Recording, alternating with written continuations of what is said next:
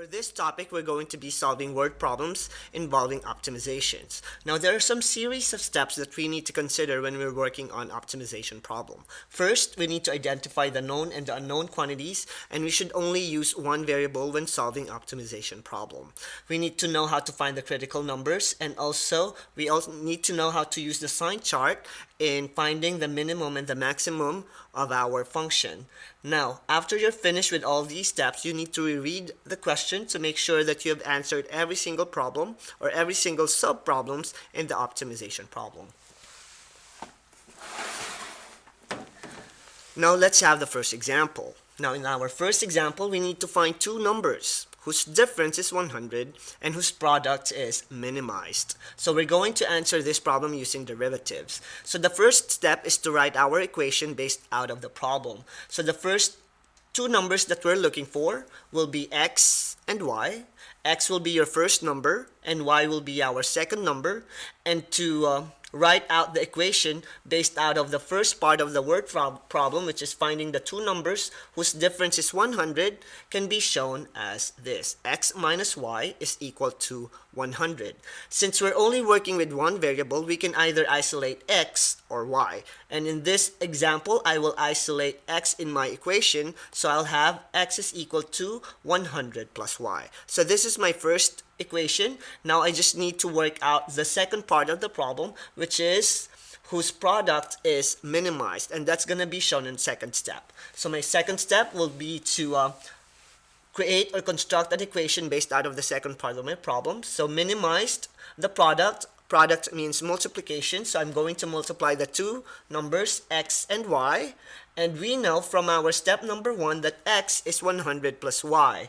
So changing x to 100 plus y, now I only have one variable in this second step, and it's going to be 100y plus y squared. So notice that in my step 1 and in my step 2, I have 100 plus y and I have 100y plus y squared. Both of these have one variable in their expression.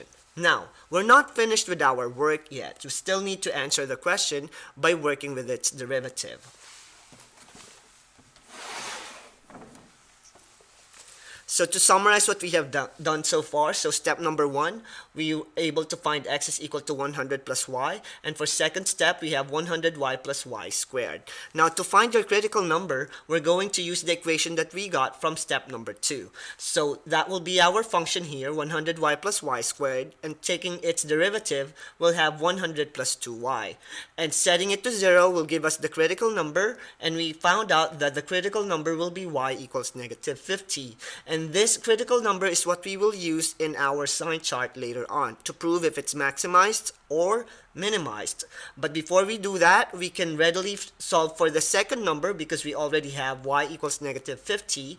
If we use step number 1, we'll be able to solve for the value of x. So here, x is equal to 50. So now we're able to find the two numbers that we are looking for, negative 50 and positive 50. All we need to do is to prove if it's maximized or minimized.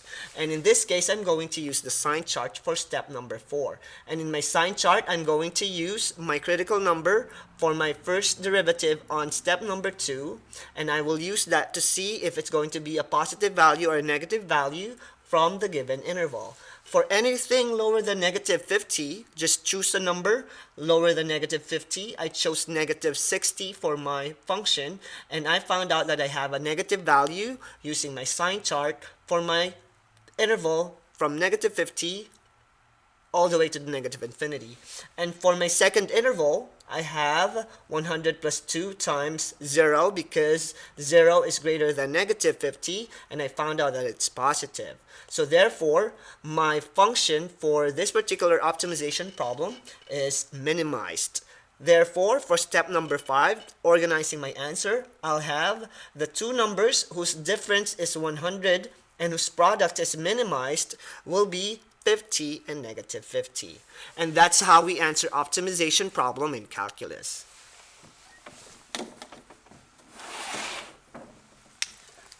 Now for the second example, you will notice that working with optimization problem is not that difficult. We just need to follow the steps and understand what we're doing, and we'll be able to find the answer without difficulty. So the second example is finding the two numbers whose sum is 23 and whose product is a maximum. So the first two steps is pretty easy. We just need to construct our algebraic expression based out of the word problem. So for step number 1, the two numbers will be x and y. X will be my first number and y will be my second number. Now to equate this into an algebraic expression, two numbers whose sum is 23 will be x plus y equal to 23. And isolating either x or y, we'll be able to have one unknown or one variable in our equation. And in this particular example, I'm going to isolate y this time. So I have 23 minus x. Now, to rewrite my algebraic expression for the second part of the problem, product is a maximum. So I'll have y times x because product is associated with multiplication. So y, as we know from step number 1, is 23 minus x, so I will replace it by 23 minus x times x, giving me a one variable expression.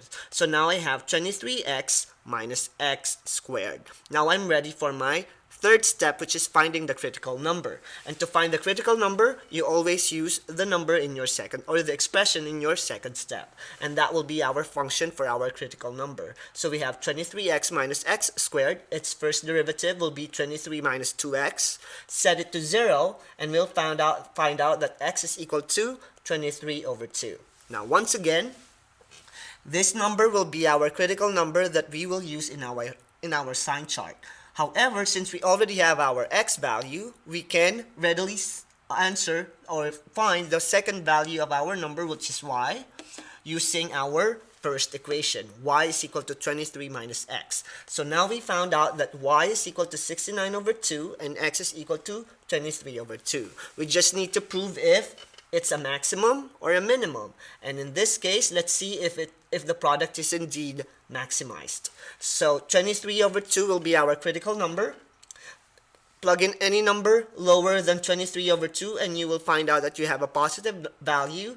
And plug in a number anything higher than 23 over 2 and you'll find out that you'll have a negative value. So therefore, positive or going up and negative going down, you'll create a peak right here, which tells you that you have a maximum value or a local maximum. So therefore, for step number 5, the two numbers whose sum is 23 and whose product is a maximum are 69 over 2 and 23 over 2.